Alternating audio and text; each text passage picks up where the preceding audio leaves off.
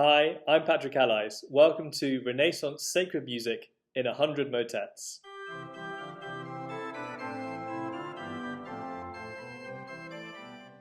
The idea behind this project is to tell the story of Renaissance sacred music through 100 different pieces. The subject of today's episode is a motet by the English composer William Byrd called Ne irascaris Domine.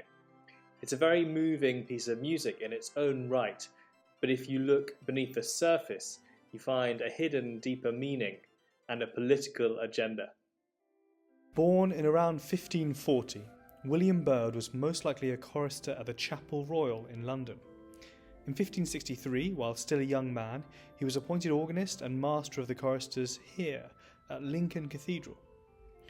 In this role, his organ playing was criticised by the cathedral authorities for being too popish, which probably meant it was too elaborate, but it also hinted at a meaningful religious tension.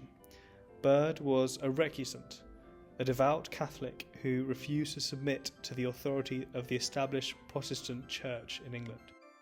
In 1572, Byrd returned to London, this time as a gentleman of the Chapel Royal, where he succeeded Robert Parsons, another talented composer who had died tragically young. Here, Byrd built a close working relationship with Thomas Tallis, with whom he published a joint volume of motets in 1575. The 1580s was a highly productive decade for Byrd when he produced a large number of accomplished motets, including Ne irascaris Domine. Here are the penitential opening phrases of the piece. "Be not angry, O Lord, and remember our iniquity no more."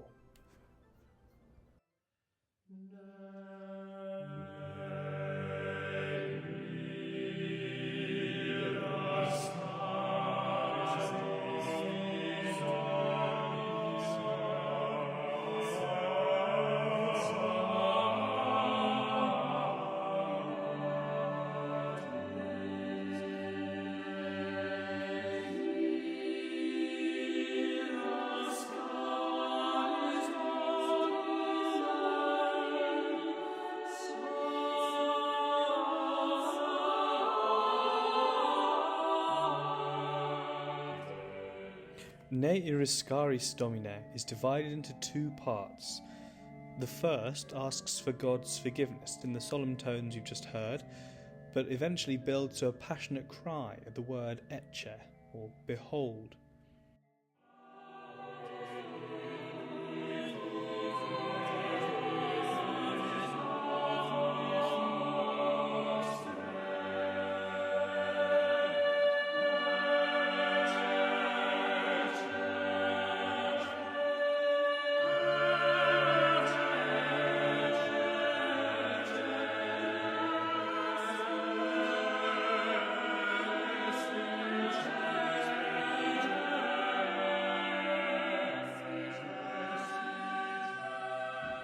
In fact, this piece is known as one of Byrd's Jerusalem motets, a set of pieces that use the holy city and its people as a metaphor for religious struggle in England. The text is taken from the book of Isaiah. In its original form, it's a commentary on the Babylonian occupation of Jerusalem and the oppression of the Jewish people. But in Byrd's hands, the text is given a double meaning. Jerusalem here is a code word for the Catholic Church, and the people in exile are the English recusants.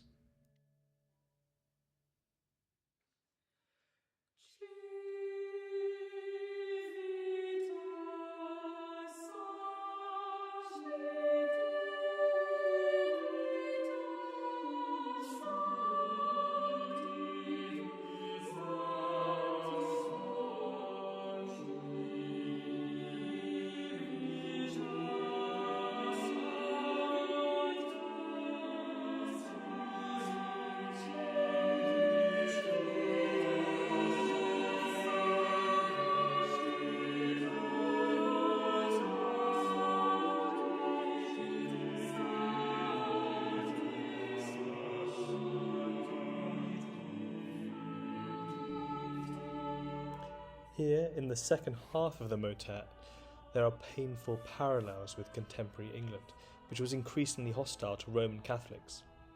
In the 1590s, Byrd would leave Elizabeth I's court to live under the patronage and the protection of a sympathetic nobleman in the Essex countryside. Here in particular, at the heart of the motet, there is a short homophonic phrase, a series of chords with the words Zion deserta est, Zion has become a wilderness, that really sums up the bleak picture. England was becoming a wilderness for recusants like William Byrd.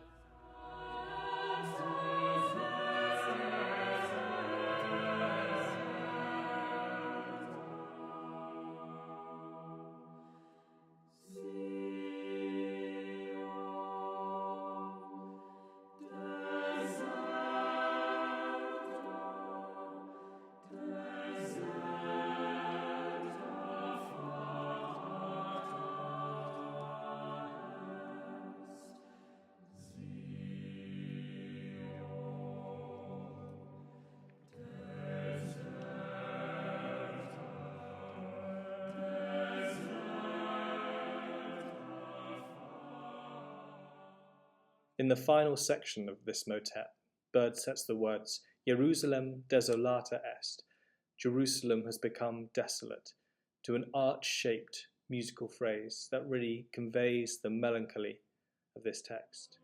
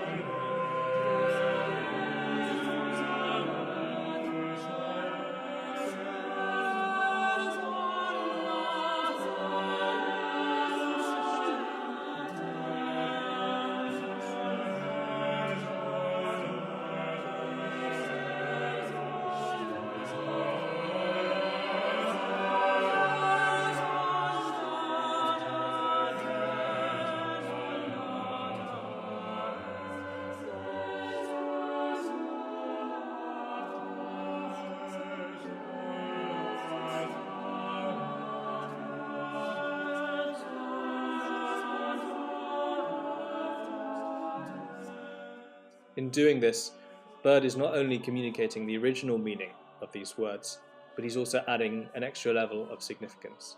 It's almost as if he's speaking directly to his fellow Roman Catholics in England, many of whom had to practice their faith in complete secrecy for fear of being arrested and punished physically or even executed.